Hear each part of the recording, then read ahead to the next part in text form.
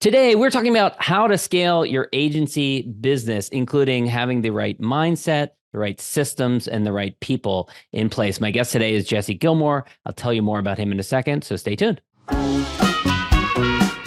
Welcome to the Smart Business Revolution podcast, where we feature top entrepreneurs, business leaders, and thought leaders and ask them how they built key relationships to get where they are today. Now, let's get started with the show. All right, welcome everyone. John Corkin here. I am the host of this show, and you know because you've heard previous episodes that every week I talk to smart CEOs, founders, and entrepreneurs from all kinds of different companies. We've had Netflix and Kinko's, YPO, EO, Activation Blizzard, Lending Tree, Grubhub, Activation Blizzard, I said them already, Redfin, OpenTable, all kinds of great episodes in the archives. Go check them out. And this episode brought to you by Rise25, where we help B2B businesses get clients, referrals, and strategic partnerships with done-for-you podcasts and content marketing. And you can learn more about what we do over at rise25.com or email us at support@rise25.com. All right, first, shout out to Corey Quinn, past guest on my podcast. Great guest, agency advisor, and go check out that episode. But he introduced me to today's guest. Some of my best guests come from recommendations from other past guests on the show. And my guest today is Jesse Gilmore. He's the president and CEO of Niche in Control. It's an agency dedicated to empowering marketing agency owners on their path to exponential growth and sustainability. And he has a lot of different experience in different types of businesses, which kind of distinguishes him in the agency expertise realm. So we're going to get into that. And he's also the author of a book called The Agency Owner's Guide to Freedom, which is a comprehensive guidebook for overwhelmed agency owners. There it is, seeking to break free from the shackles of the time for money exchange. And I spent a lot of years doing time for money, not in the agency world, interestingly, but when I was practicing law. And it's a tough world to be in. He's also the creator of a new agency CEO newsletter, digital newsletter, which you can sign up for at his website. And also he's got a great podcast called Leverage for Growth, which you'll have to check out as well. And Jesse, such a pleasure to have you here today. And I we're chatting beforehand about, I love to ask people about how they were as a kid and any kind of little side hustles that they had as a kid. And you must be a certification guy, because you, at a young age, realized that if you go get certified as a babysitter, certified babysitter, maybe it was, some kind of EMS certification or something like that, that you could charge more, and went out and babysitted, and you found the right family. Tell us about it. Yeah. Back when I was younger, and to answer your question of, was I entrepreneurial from the way beginning? I really wanted to make a lot of money.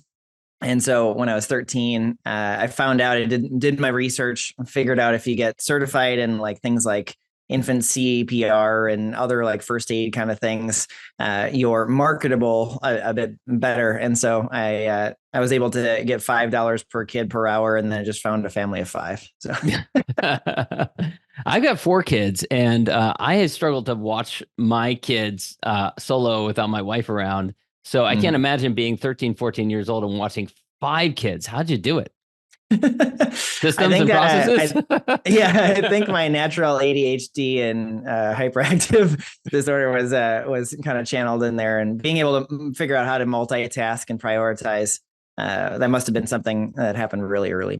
And what drove, you said you're really motivated to make a lot of money. And a lot of times I find people fall into a couple of different buckets, either something they can't even quite put their finger on, they just wanted money, or sometimes they grew up in an entrepreneurial family.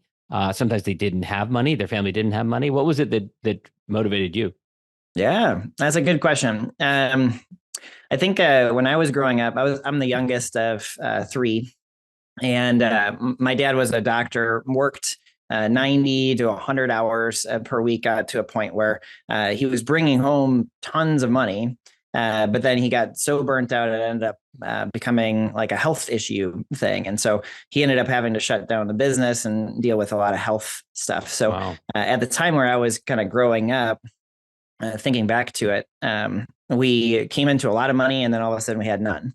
Wow. And I think that fluctuation got to a point where I realized, financial stability is a really big thing.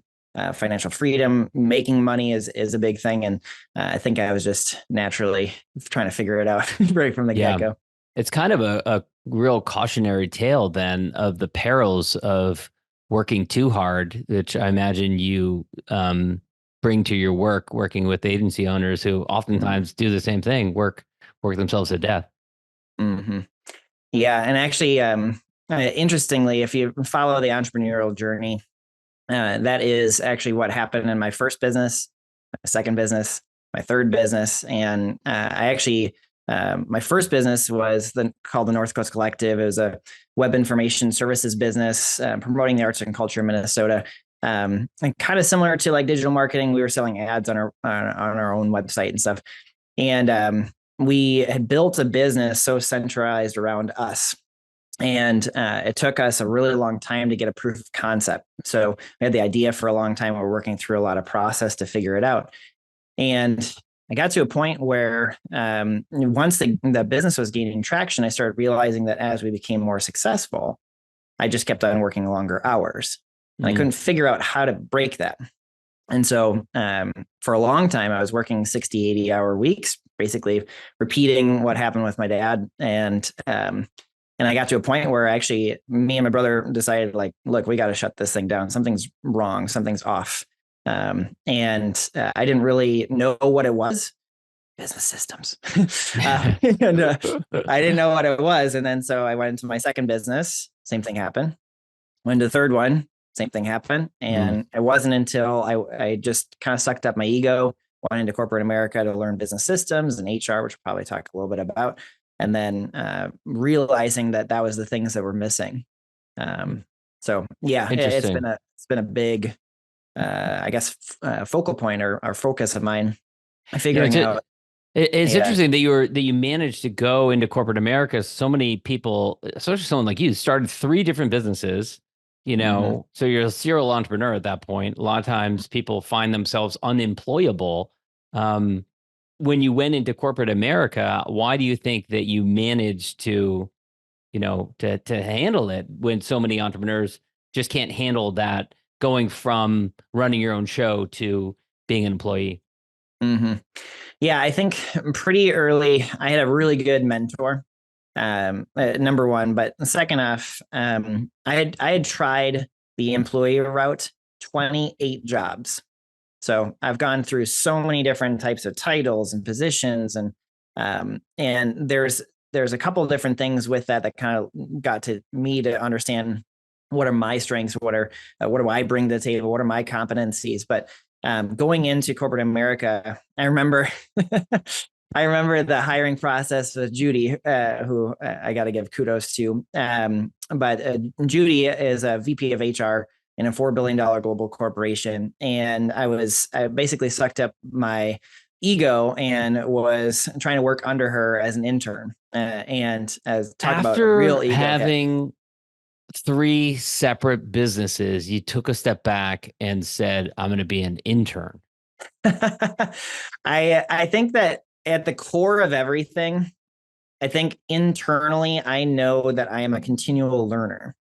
And there was something that was missing that I couldn't get from business school, which I went to. I couldn't get from owning a business. And even before North Coast Collective, I was a door-to-door salesperson. And I used to knock on doors, anywhere from 80 to 120 per day. Wow. And being the student of life that I am, I asked every single business owner that I got to sit down with, what's the ticket to a successful business? I wrote it down, took like 18 80-page journals of notes. I brought all of that into my companies. I still realized that there was something that was missing. And the thing that was missing was how corporations use business systems to make it to where it's not there's no single point of failure where it's a single person that can do the work. And if that person's gone and, the customer gets impacted. And once I started realizing that I was learning the thing that I was missing, that's when I realized, okay, there's something there and I'll stick it out. How did you know that when you went into the corporate world that you would find what you were looking for and that you wouldn't end up, in a role that didn't get you what you needed? I think let's give some context to that time period too, because I had just shut down the third business, and at the same exact year of that business kind of dissolving, I was getting connected with my now wife. And at that time, we started realizing that, and we were living in Minnesota at the time. Yeah. We started realizing that we needed something different, and what we wanted to do was separate ourselves from the past life, right? The life that was in Minnesota with the 3 businesses and everything else that was happening back then. And so, prior to corporate America, we moved from Minnesota to Oregon, shut everything down, was basically starting from scratch. Now, if you've ever done that with kind of like burning bridges and moving out, you are literally starting from scratch. And every network that I had based on previous businesses were all in Minnesota as opposed to Oregon. And so at the place that we had moved, which was Corvallis, because she wanted to go back to get her MBA at OSU. At that time, we realized that that place did not have a really good job market. So I had applied to 42 different jobs. I'd done a lot of different things to try to make it work. And so, and then I was like, okay, if I'm going to start a business, it's still going to be a longer time before it's going to gain traction and so forth. And so, even though I was doing things on the side, like photography and whatever, I ended up, really just getting to a point where you got to do something, got to do something. And you had maybe had 1 or 2 kids at this point when you made this change? We were planning on actually getting married. Okay. And my wife comes from more of like the non-entrepreneurial type of family, more based around security and so forth. And so I think part of it, if I'm looking back on who I was back then, very different now.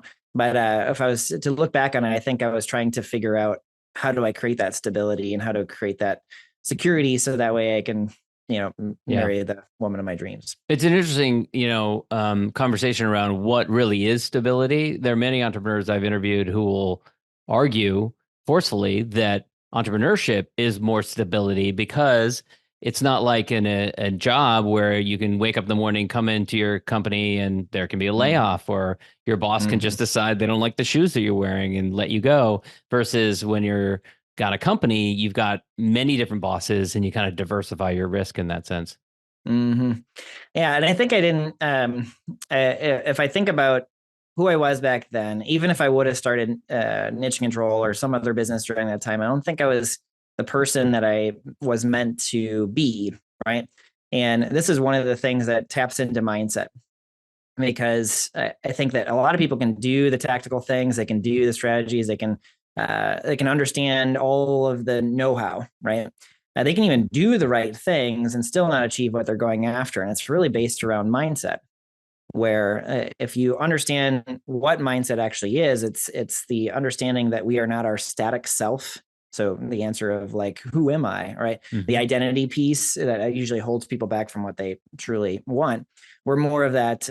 We're like a becoming self. We're constantly evolving and changing. And back then, I think I was a very static self. And towards the end of my time in corporate America, I was becoming someone different because the business systems that we were building for the last 5 years, and granted, I went from intern to I got promoted 4 different times, and we ran strategic initiatives in corporate America, impacting over 1,200 employees with the things that we were doing. And then eventually it became like the business unit that I was working in got acquired all during that period of time. But as I was doing that, I think I was becoming someone different. And even in the beginning of Niche Control, I was somebody different. And even like yesterday, I was somebody different. I think we're constantly in a state of becoming. And I think that entrepreneurs, if you're going after that stability, I think the stability actually comes from being adaptable. And I don't think I was adaptable back then. I'm definitely adaptable now. Yeah. Well, you must have been adaptable to go from running 3 or so businesses into being an intern and working in corporate America. It reminds me, personally, I had tried to start a business after I graduated from law school. I wanted to have my own business, didn't really succeed, had trouble getting clients, many of the things that you're talking about. Really had a couple of clients, but wasn't making a lot of money. And my wife was really pushing me to go and work for someone else and learn systems and processes, which I did for a couple of years. And then eventually, like you, went out on my own and started a business that was more successful, and started a couple since then. But yeah, it definitely seems like there was an openness to um, learning and evolving as a human. I want to ask you about your relationship with your wife, because my wife is similar, doesn't come from an entrepreneurial background, very different kind of approach, much more, focused on security with a job that you work for a bunch of years, get a pension, stuff like that. How do you and your wife balance those different tendencies and personalities? Talk. We just talk all the time. Yeah. I think that the times in our relationship where we've not talked about something, if it's like a crucial conversation that needs to happen, but then it's swept under the rug, that's where we go awry. But I think that the fact that she went all in with the business, she's a stay-at-home mom. We have 3 kids. I think that was one of the biggest leaps of faith that she's ever made. Are you referring to your current business, or are you referring to which one are you referring to? Oh, niche and control. Okay. Yeah, she was actually in a different business unit of the same company while we were in there. And I left in 2020, September of 2020. And then she left July of 2021. And it's funny. So she joined your company. She joined Niche and Control. No, she stayed at home. Okay. Yeah. Okay. She stays at home. Okay.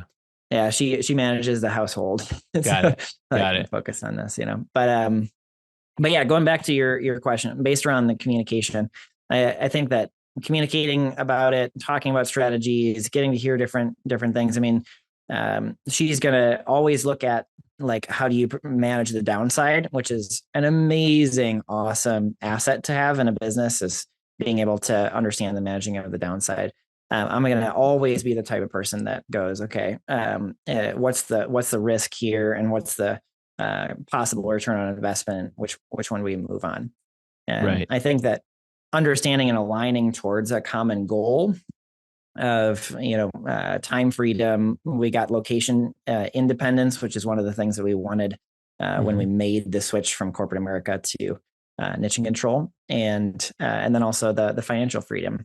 I think one of the things that I realized the most, and maybe this is a good lesson for anybody that's either just starting off in entrepreneurship or they're in that hustling mode, is just time freedom happens before financial freedom. And that one switch, if you can think about that, where people keep on thinking that they have to have a 7-figure agency in order for them to free up time, or they have to have X, Y, and Z in order for them to, fill in the blank. I think that when you can create a business and a life by design, and it is conscious, like a conscious choice that I'm going to set boundaries on the business. And, one of the things, once you start doing that, you start realizing that you have boundaries. There's a work and there's a personal. And when you do that, you automatically have to prioritize, which naturally gets you into a mode of, okay, what is the most important thing? And is it the most urgent, or is it the most important? And when people don't have that boundary, prioritization goes all over the place, and then they get burnt out and they close businesses. Yeah. And one thing that you've been doing, which we were talking about before, and is this 12-week quarter or 12-week year? 12-week year. Okay. And tell us a little bit about that, because I think that relates to what you're talking about with time freedom. Yeah. So I'm rolling it out this year. And what 12-week year is, and maybe I even got the terminology wrong. I'm pretty sure it's 12-week year, but what it is basically you sprint. So you look at your business in quarters, and then you sprint for the first 12 weeks, and then you take the 13th week off. Then you sprint, and then you take it. And one of the things that I realized doing it, and first off, now I'm addicted, and so is my family. But one of the things I realize is when you take a conscious break from your business, there's a lot of things that happen that are beneficial. One of them, you empower your people. If you have a team, you get to check on systems. So if you're gone and something breaks, you all of a sudden know, okay, well, that's something that needs to be fixed, right? At the same exact time, when you get into a cadence and you start to realize that entrepreneurship is one big marathon, and if you can understand that you're doing these sprints, it gives you enough time to like rethink things, rethink strategies, rethink moves, because a lot of times we're so close to the trees, we can't see the forest. And so when we start to separate that, it gives us a fresh perspective. The moment I got back, and it just happened like a couple of weeks ago, I really understood one part of my business is not scalable. One part of my business is taking up a lot of time. And I immediately just thought of this one concept of simplicity. Simplicity is like the only thing. It's like in my podcast, a guy named Joey Gilkey talked about a singularity of focus. He's like, it's like the lens by which you look at everything. And if it matches the singularity of focus, you do it. If it doesn't, you say no. And my singularity of focus has become simplicity. So I'm constantly looking at different ways of making things simpler. But anyway, that fresh perspective. If you read the most recent Elon Musk biography, I think he talks about the best rule is no rule, or the best program is no program. Just eliminating things first, or no, it's mostly in the context of rocketry, right? But like the best system is to just eliminate pieces and parts, because if you have more pieces and parts, there's more pieces and parts that can break. And that's actually that is the first step, aside from doing a time log, that we do with agency owners based around time. So majority of people that come to us that are 6 or 7 figure agency owners, and they get to a point where they're like, hey, I'm the whole business is either centralized around me. I take on more clients, it increases my hours, or I'm unclear of what I need to do, and I'm just working 80+ hour weeks. People resonate with my story. And so a lot of times what I'll do is I'll go, okay, just run through a weekly time log. Basically every half an hour for a week, you just log your time, personal and professional. And then once you have that, it's like raw data. It's like if you were to pull like marketing campaign KPIs, you can't really run away from it. It's logic, right? And what we do is we tell them the first thing to do to carve out time to work on the business and, have that time away to direct it is elimination. And if you get to a point where you're not sure whether or not you can eliminate, just eliminate it and then see what the issue is, right? And then if you can't eliminate it, can you automate it? Is there some other system or software, or Zapier is amazing at this kind of stuff, where, the task that's predictable, repeatable, happens all the time can be automated. If it can't be eliminated, automated, then can you delegate it to somebody else that is at a lower pay grade as you? Okay. And then last but not least, you get into a place where if you can't do those 3 things, then you time box it. I want to ask you about, you had a client. So this is after you've formed Niche and Control. You've gone through your experience in the corporate world, and then you decide to go back to working for yourself. And you form Niche and Control, and you were working with different types of companies. And you had one client that came to you that was an agency business, and you took them from $15K a month to $100,000 in about 9 months. Can you take us through that? Yeah, totally. Yeah. So in that way beginning, I want to take one step behind, because understanding the work with Warren really is best to understand the environment at that time. So what I was doing was starting consulting on the side while the corporation was being acquired. And it was kind of like my fallback option. And at the same exact time, I always wanted to be a consultant. And what I had done in corporate America was process flow diagrams and business process management and project management, a lot of different kind of like pieces based around execution. So one of my first clients was a SaaS company. Another one was a copywriter. And then a third one was Warren, who was a digital marketing agency. And what I had done in the way beginning was start to create like a framework where if I was to teach somebody that might have been in my previous, like very similar to where I was in my previous businesses, what was a systematic way to walk them through a process to get them to free themselves up.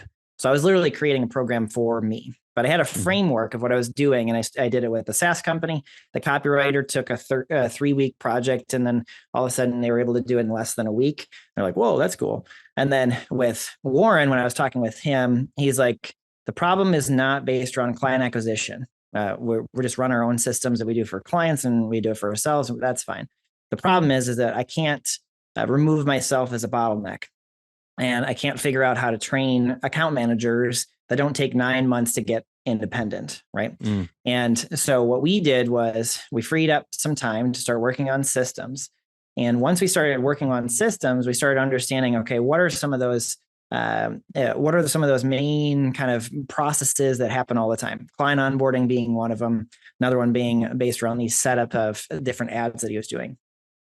And as we continue to get everything out of his and his partner's head and his team's head into systems and procedures, what happened was that they could do the same amount of work in less time. And when this started happening more and more time freed up. And we started understanding that the next kind of bottleneck in the business was based around the offer. If you're doing too many things to too many people, or with too many people, it becomes very complex as you scale, right? Mm-hmm. And so we started looking at the offer and making it very client goal oriented. And then, and once we figured out that offer, that made it to where clients that came in, it was a little bit more streamlined based on the systems that we had built.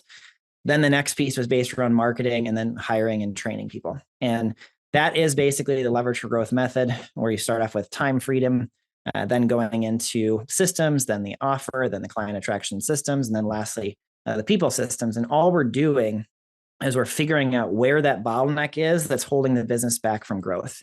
And one image that I want to put into everybody's head is just think, and if you can embrace this one concept of mindset and how you view your business, it pretty much changes a lot of different decisions that you make. Where the business is wanting to expand as fast as humanly possible, and your role in the business is to remove whatever is holding it back from growth. And if you can keep that in mind, that everything is trying to expand, then naturally you'll find where the bottlenecks are, and through processes and systems, you can remove the bottleneck, and then it switches because there's always problems. You solve one problem, another problem begins. So I'm going to be trying to be devil's advocate here. So what if you feel like your business doesn't have an area that is naturally trying to expand, or how do you figure out what area is naturally trying to expand? Depends on the size or the stage of business. So in the way beginning, if you're just starting off, you just started a business, proof of concept is going to be your main thing. So the bottleneck is based around gaining a demand in the market. If you have a demand in the market, then and then it's all centralized where a certain person is hitting capacity. You know that if they're working later hours, or project deadlines start to get messed up, or different ways of looking at the actual execution. If it's centralized around a certain person, then they're the bottleneck. If it's based around you've built systems and it's still centralized around a certain person, and then you might look at hiring. But ultimately, that bottleneck is it's always in there. So one of the questions that I ask clients, especially in a discovery call, where I'm like, if you just got flooded with business and you took on 2 to 5 times as many clients as you have right now, what would be the first thing to break? What they'll do is they go, client onboarding. Okay. And what about client onboarding? It's the asset gathering. Okay. Well, then that's where we need to focus. If they say, oh, it's account management. If I took on that many, I'd just be communicating with clients all the time. I go, oh, okay, client communication. How are you doing client communication?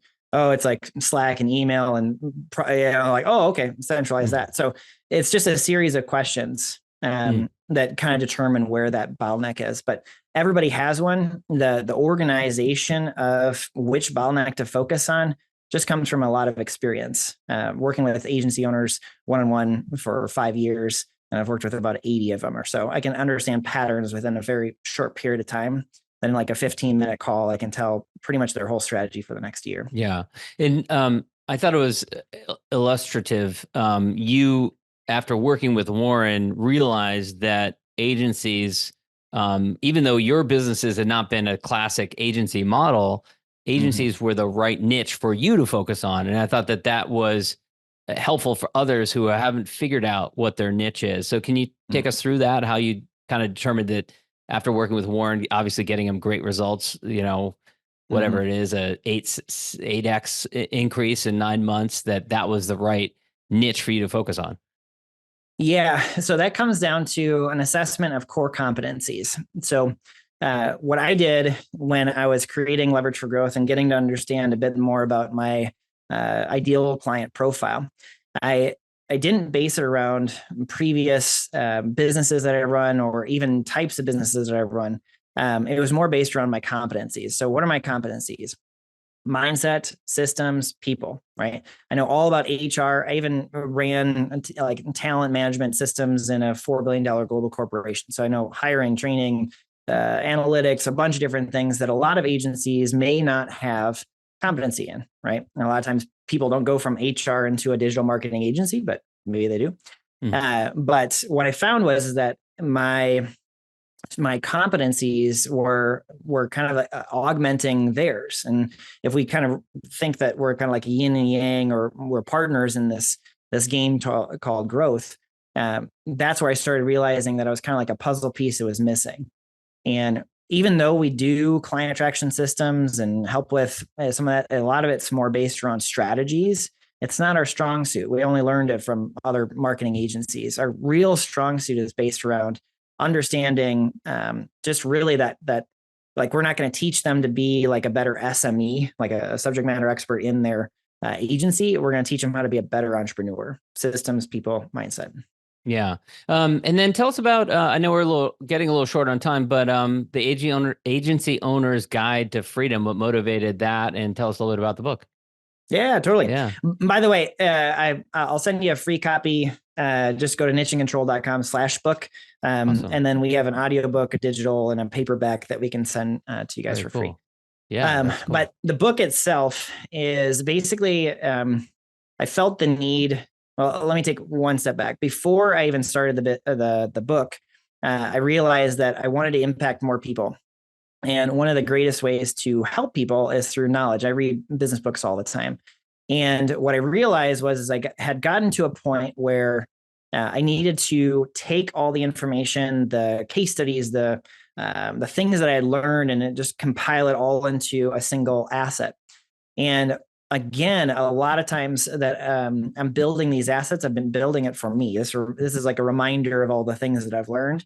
But at the same exact time, it's an asset for others. And so it walks through a step-by-step process that walks through the leverage for growth method. So everything that we've been talking about, from freeing up time to the system building, to the offer, to the client attraction systems and people systems, is all in the book. You could literally follow it page by page and work through each one of the worksheets. It's a manual. It's thick. It's 256 pages. You could literally get a transformation from the book itself. A majority of people will go through the book and then they'll realize it's really hard to implement without some type of coaching. And that's where we come in. Yeah, great. And Jesse, this has been great. I want to wrap up with my gratitude question. So I'm a big fan of gratitude, especially expressing gratitude to those who've helped you along the way, especially peers and contemporaries. I know Judy, you mentioned. Who would you want to shout out and thank?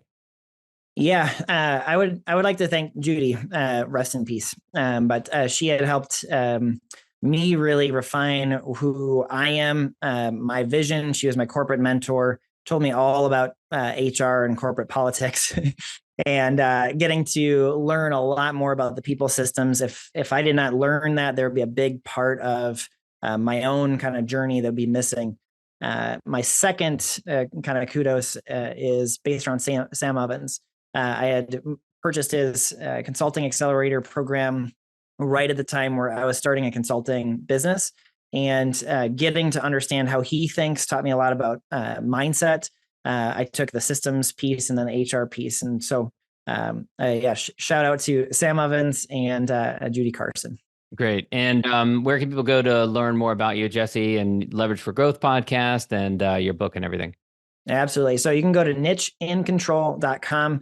We have all the links up in the top right of the menu. And if anybody is wanting to get a little snapshot of what it's like within our programs, we are taking on a weekly basis tips, tools, strategies that we help our clients implement, and giving it out in a newsletter. So you can go to nicheandcontrol.com/newsletter for the agency CEO newsletter. But nicheandcontrol.com has everything they need. Jesse, thanks so much. Yeah, thank you. Thanks for listening to the Smart Business Revolution podcast. We'll see you again next time, and be sure to click subscribe to get future episodes.